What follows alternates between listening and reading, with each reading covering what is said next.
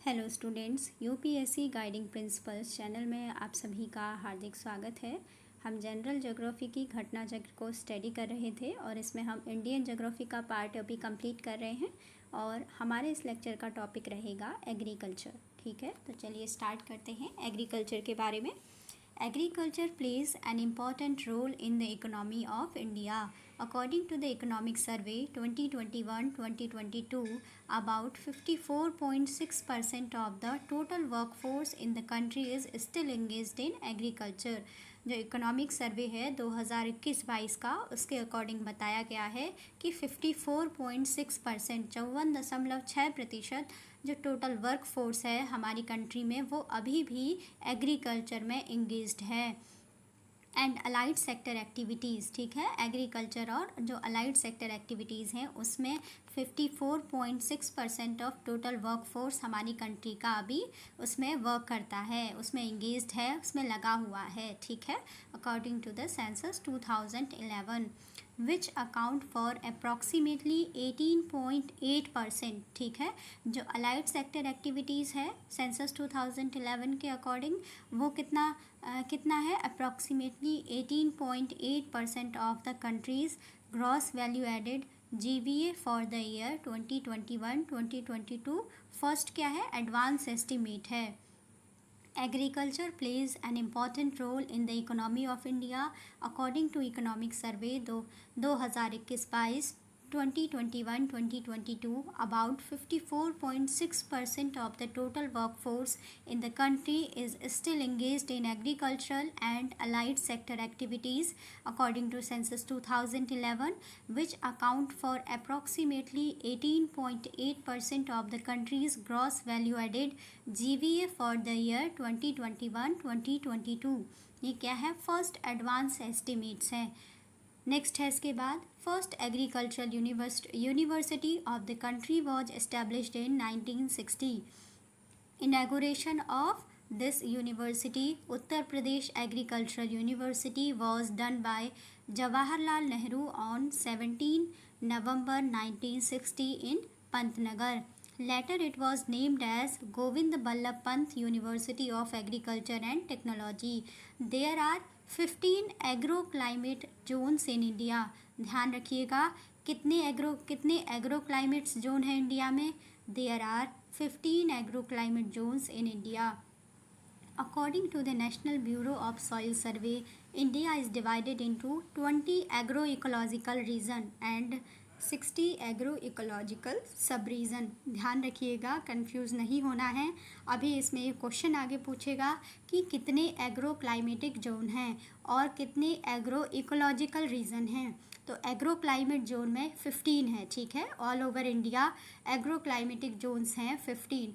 और अगर पूछे एग्रो इकोलॉजिकल रीज़न तो एग्रो इकोलॉजिकल रीज़न है 20।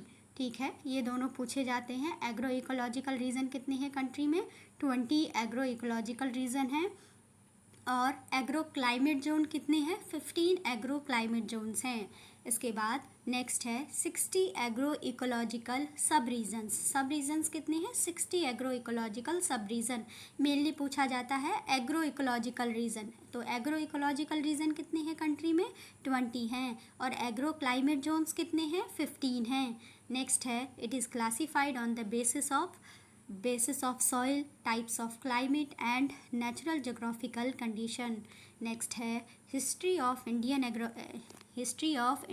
agriculture is written by M.S. Randhawa, Mohinder Singh Randhawa. According to Standards of Food and Agriculture Organization FAO, for secure storage of food grains, relative humidity should be kept at 14%. History of Indian agriculture एक book है, इसको लिखा गया है mister M.S. Randhawa. ठीक है, M.S. Randhawa के द्वारा, और इनका पूरा नाम है Mohinder Singh Randhawa. History of Indian agriculture ये किसके द्वारा लिखी गई है? History of Indian agriculture is written by M.S. Randhawa, Mohinder Singh Randhawa. According to standards of food and agriculture organisation FAO, for secure storage of food grains, relative humidity कितनी होनी चाहिए? Relative humidity should be kept at 14%। ठीक है, इसके बाद next है double cropping. Double cropping क्या होता है? Double cropping means when two or more than two crops are grown in one crop year at one place. Double cropping means when two or more than two crops are grown in one crop year at one place. Intercropping क्या होती है? Intercropping is the practice of growing two or more crops in proximity. ध्यान रखिएगा. Double cropping क्या है? Double cropping means when two or more than two crops are grown in one crop year at one place. और intercropping क्या है? Intercropping is the practice of growing two or more crops in proximity. Next है mixed farming. Mixed farming क्या है? Mixed farming refers to the growing food and fodder crops and rearing livestocks. Mixed farming refers to the growing food and fodder crops and rearing livestock. By practicing mixed farming, farmers can increase their income. Mixed farming को ध्यान रखिएगा. Exam में सीधे भी पूछ लिया जाता है कि मिक्स्ड फार्मिंग क्या है. ठीक है, तो mixed farming refers to the growing food and fodder crops and rearing livestock. By practicing this farmers can increase their income. Next है Punjab is leading state in implementing contract farming. Punjab is leading state in implementing contract farming. Sikkim is a hilly state in northeast. Sikkim is a hilly state in northeast. Sikkim's maximum area is covered under forest. ठीक है, less than 10% of the total land is available for agriculture in Sikkim state. Here the average annual rainfall is only 125 centimeter. On the contrary, Uttar Pradesh, Punjab, Haryana are the major grain producing states. The state of Uttar Pradesh has the largest share in the total food grain production in India. As per the latest data 2016-17 का जो primary data है of the Ministry of Agriculture of India का net sown area in India is 45.22%. Forest area is 23.36% and land under other practices is 31.42%.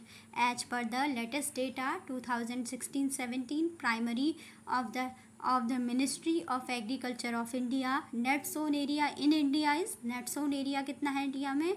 45.22%. Forest area कितना है? 23.36% and land under other practices कितना है? 31.42%. Among the top 10 rice producing countries in the world, China is the first and India is at second place. ठीक है, among the top 10 rice producing countries in the world, China is the first and India is at second place in rice production. Next है about 34.88% of the gross area of food grain in India according to Economic Survey 2021-2022 is under rice cultivation.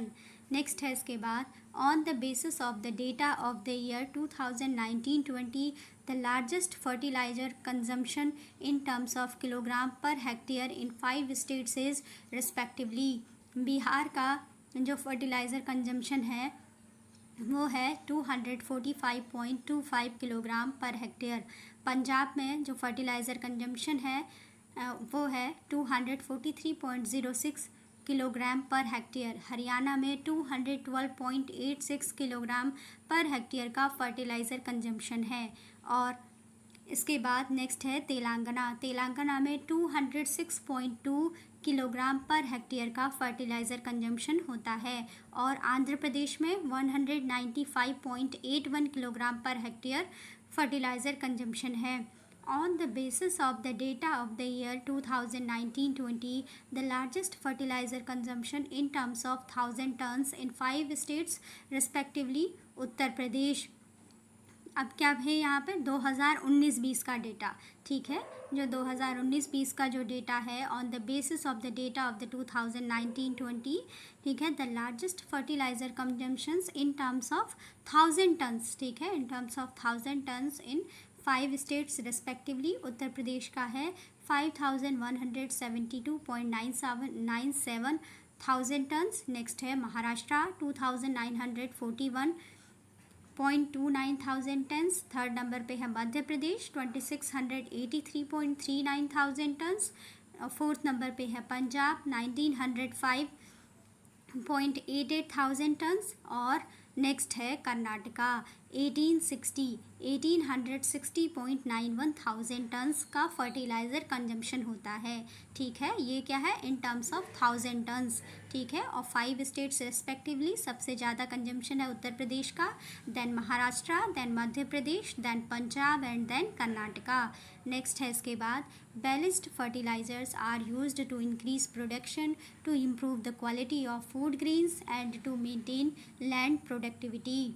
Seed village concept. Seed village concept क्या है? Seed village concept is a concept based on a village where a trained group of farmers are involved in production of seeds of various crops and cater to the needs of themselves and fellow farmers of the villagers and farmers of the neighboring village in appropriate time and at an affordable cost। ठीक है, तो ये जो concept है seed village का, ये क्या है? Seed village concept is a concept based on a village where a trained group of farmers are involved in production of seeds of various crops and cater to the needs of themselves and fellow farmers of the villages and farmers of neighboring villages in appropriate time and at an affordable cost। Next है एगमार्क। एगमार्क क्या है? Agmark is a quality certification mark. Agmark is a quality certification mark granted by government of India under agricultural produce. ठीक है, grading and marking act 1937। Agmark क्या है? एगमार्क एक quality certification है। ठीक है, जो कि किस चीज़ के लिए है? एग्रीकल्चरल प्रोड्यूस के लिए दिया जाता है। Agmark is a quality certification mark granted by Government of India under Agricultural Produce Grading and Marketing Act 1937। The scheme is being implemented in India since 1938. Various steps have been taken by the Government of India for the continuous development of agriculture. Enrichment of sustainable soil fertility through soil health and scheme, increased capacity of water through the Pradhan Mantri Gram Sinchai Yojana, enrichment of suitable soil fertility through soil health card scheme, increased capacity of water through the Pradhan Mantri Gram Sinchai Yojana and improving access to irrigation. Organic farming has been provided support through परंपरागत कृषि विकास योजना PKVY, परंपरागत कृषि विकास योजना, and also several steps have been taken for the creation of integrated national agricultural market so that the farmers income may increase। next है किसान credit card KCC। किसान credit card scheme is operating throughout the country with the help of commercial banks, cooperative banks and regional rural banks। green manure क्या है? Prior to the sowing of crop seeds, some plants like sun hemp or guar are grown and then mulched by plowing them into the soil. These green plants thus turn into green manure, which helps in enriching the soil in nitrogen and phosphorus। Next है the nitrogen level available in Dhencha is 0.42%, 0.43% in Sanai and 0.34% in Guar, but by sowing sun hemp or Sanai, the land gets the maximum amount of nitrogen, 86 to 129 kilogram per hectare. If a farm gets 84 to 105 kilogram per hectare nitrogen from Dhencha, 68 to 85 kilogram per hectare from Guar and 74 to 88 kilogram per hectare from cobia. अब हम questions करेंगे agriculture से related. पहला question है how is permaculture farming different from conventional chemical farming. ये बताना है कि जो परमाकल्चर फार्मिंग है वो कन्वेंशनल केमिकल फार्मिंग से किस तरीके से डिफरेंट है, किस तरीके से अलग है। तो इसमें क्या है, select the correct answer using the code. Correct answer बताना है, ठीक है। तो कौन कौन से डिफरेंस हैं इसमें है statement number 1, statement number 2 and statement number 4 correct हैं।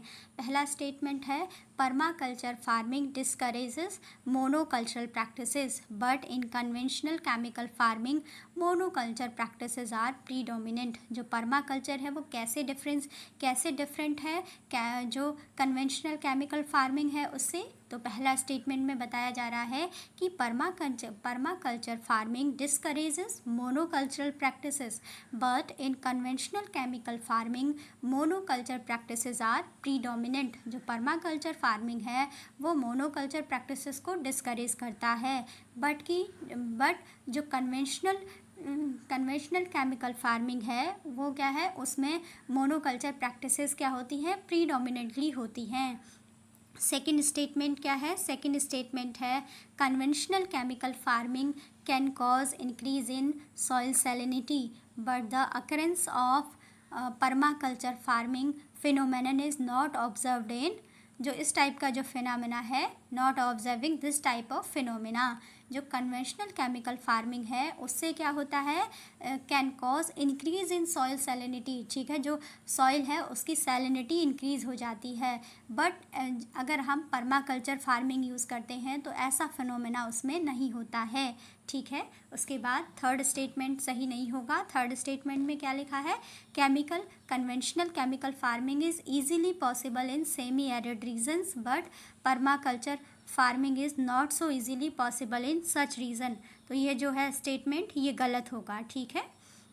इसके बाद फोर्थ है practice of mulching is very important in permaculture farming but not necessarily so in conventional chemical farming, ठीक है। क्या है, practice of mulching is very important in permaculture farming but not necessarily so in conventional chemical farming. तो इसका correct answer हो जाएगा option B. 1, 2 and 4 क्या है, करेक्ट डिफरेंसेस को बताते हैं परमाकल्चर फार्मिंग और कन्वेंशनल केमिकल फार्मिंग के बीच में, ठीक है। डिफरेंसेस को बताते हैं स्टेटमेंट नंबर 1, 2 एंड 4, ठीक है। तो इसका आंसर हो जाएगा option B.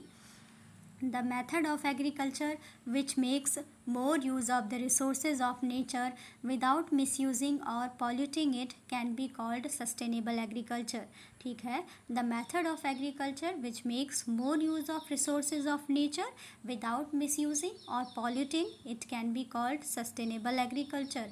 In this agriculture is done by adopting soil water and naturally made manure and for its conservation crop rotation covering the soil under mulching method।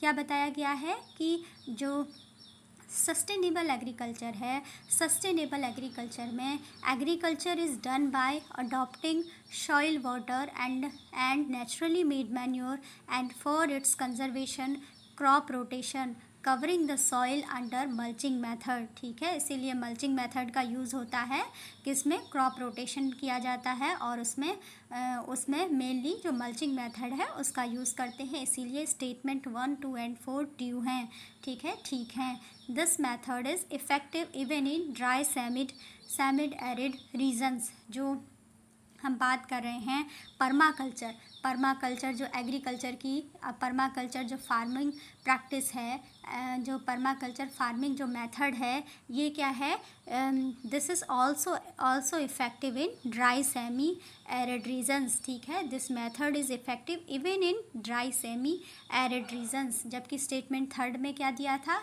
कि conventional chemical farming is easily possible in semi arid regions but permaculture farming is not so easily possible in such regions. तो ये statement इसीलिए गलत है क्योंकि जो permaculture farming है, permaculture farming practices हैं उसको भी जो ड्राई सेमी एरिड रीजन्स हैं वहाँ पर भी ये क्या है, इफ़ेक्टिव है, ठीक है। जबकि यहाँ पर कहा गया है कि जो परमाकल्चर फार्मिंग है वो क्या है, जो सेमी एरिड रीजन्स हैं वहाँ पर इजीली नहीं की जा सकती है, इसीलिए ये स्टेटमेंट गलत है। क्योंकि जो परमाकल्चर फार्मिंग है it is also an effective even in dry semi arid regions, ठीक है। इसके बाद next question number 2, question number 2 है व्हाट इज़ और are the advantages of zero tillage in agriculture.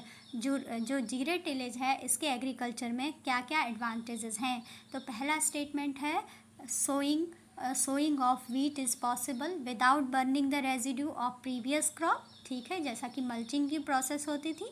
Second है without the need for nursery of rice saplings direct planting of paddy seeds in the wet soil is possible. Third है carbon sequestration in the soil is possible. तो इसका answer क्या हो जाएगा। Select the correct answer using the code given below कि zero tillage agriculture के क्या क्या एडवांटेज होते हैं। इसका करेक्ट आंसर हो जाएगा ऑप्शन डी। क्या है, दोनों ही ऑप्शन ठीक हैं। ठीक है, मतलब क्या हो जाएगा, इसका आंसर डी हो जाएगा। दोनों नहीं, तीनों स्टेटमेंट यहाँ पे दिए गए हैं। Statement number 1, statement 2 and statement 3 तीनों ही क्या है, सही हैं। तीनों ही advantages of zero tillage agriculture में जो जीरो टिलेज है उसके एडवांटेजेस हैं। पहला स्टेटमेंट क्या है, sowing of wheat is possible without burning the residue of previous crop, बिल्कुल सही है। नेक्स्ट है number 2 statement without the need for nursery of rice saplings direct planting of paddy seeds in the wet soil is possible, ये भी ठीक है। Third है carbon sequestration in the soil is possible, ये भी सही है। तो तीनों ही स्टेटमेंट्स क्या हैं, बिल्कुल सही हैं। इसका ऑप्शन होगा डी 1, 2 एंड 3। ये तीनों ही एडवांटेजेस हैं जीरो टिलेज के एग्रीकल्चर में। ठीक है, zero tillage is the process where the crop seed will be sown directly through drillers without prior land preparation and thus avoiding disturbing the soil where previous crop stubbles are present. Zero tillage is the process where the crop seed will be sown directly through drillers without prior land preparation.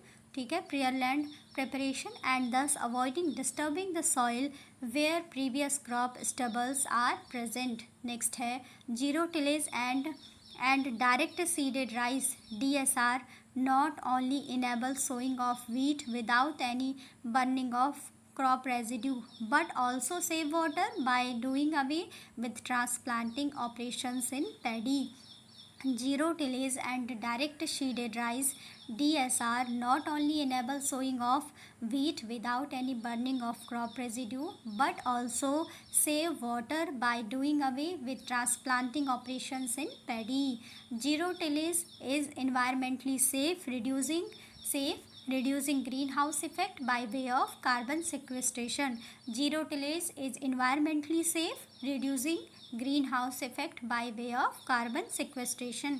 Next है question number 3, in the context of India which of the following is or are considered to be the practice of eco-friendly agriculture। ठीक है, इसमें बताना है कि कौन कौन सी ऐसी प्रैक्टिसेस हैं जो कि इको फ्रेंडली एग्रीकल्चर कहलाती हैं। ऐसी प्रैक्टिसेस हैं जो कि इको फ्रेंडली एग्रीकल्चर प्रैक्टिसेस में आएंगी। तो पहला है क्रॉप डाइवर्सिफिकेशन। ठीक है, crop diversification eco friendly agriculture practice है, बिल्कुल सही है। दूसरा है लेग्यूम इंटेंसिफाइंग, ये भी क्या करता है, सॉइल की फर्टिलिटी को फर्दर इंक्रीज करता है, तो ये भी क्या है, इको फ्रेंडली एग्रीकल्चर प्रैक्टिसेस है। थर्ड है टेंसियोमीटर यूज़ है, ये भी क्या है, इको फ्रेंडली प्रैक्टिस है। और नेक्स्ट है vertical farming is also eco friendly practice. ठीक है, eco friendly practice in agriculture. तो ये चारों ही जो प्रैक्टिसेस दी गई हैं, चारों ही क्या है, इको फ्रेंडली एग्रीकल्चर की प्रैक्टिसेस हैं। तो इसीलिए इसका आंसर हो जाएगा ऑप्शन डी 1, 2, 3 एंड 4। ठीक है, ध्यान रखिएगा इको फ्रेंडली एग्रीकल्चर प्रैक्टिसेस कौन कौन सी हैं। Number 1 crop diversification, number 2 legume intensification, number 3 tensiometer use and number 4 vertical farming. ये सभी चारों प्रैक्टिसेस क्या हैं, इको फ्रेंडली एग्रीकल्चर प्रैक्टिसेस हैं। अब इसका एक्सप्लेनेशन पढ़ लेते हैं। क्रॉप डाइवर्सिफिकेशन क्या होता है। Crop diversification refers to the adoption of diverse new crops to the existing cropping pattern consistent with the agroclimatic conditions of the area. Besides the groundwater conditions, it helps in moving away from non-culture and water guggling crop characterizing agriculture practices in India. Crop diversification क्या है, Crop diversification refers to the adoption of diverse new crops to the existing cropping pattern consistent with the agroclimatic conditions of the area. Besides the groundwater conditions, it helps in moving away from non-culture and water-gulging crops characterizing agriculture practices in India. Next है legume legume intensification is an eco friendly agriculture practice. ठीक है, legume intensification is an eco friendly agriculture practice. Legume fix the atmospheric nitrogen. ठीक है, legume fix the atmospheric nitrogen and legume intensification is an eco friendly agricultural practice. Next है tensiometer. Tensiometers, a sealed water-filled tube with a ceramic porous cup and a vacuum gauge at the top. Tensiometers could be really helpful in providing estimates of soil moisture, thus helping in water conservation. Tensiometer क्या है? Tensiometers, a sealed water-filled tube with a ceramic porous cup and a vacuum gauge at the top could be really helpful in providing estimates of soil moisture, thus helping in water conservation. Next है vertical farming. Vertical farming क्या है? Crop are grown indoors under artificial conditions of light and temperature. In the vertical farming, crops are grown indoors under artificial conditions of light and temperature. Vertical farming uses significantly reduced water and pesticides than in the traditional agriculture. ठीक है, तो ये चारों ही जो practices थी, ये चारों ही इको फ्रेंडली एग्रीकल्चर प्रैक्टिसेस की कैटेगरी में आएंगी. Crop diversification, legume intensification, tensiometer use और वर्टिकल फार्मिंग. ठीक है.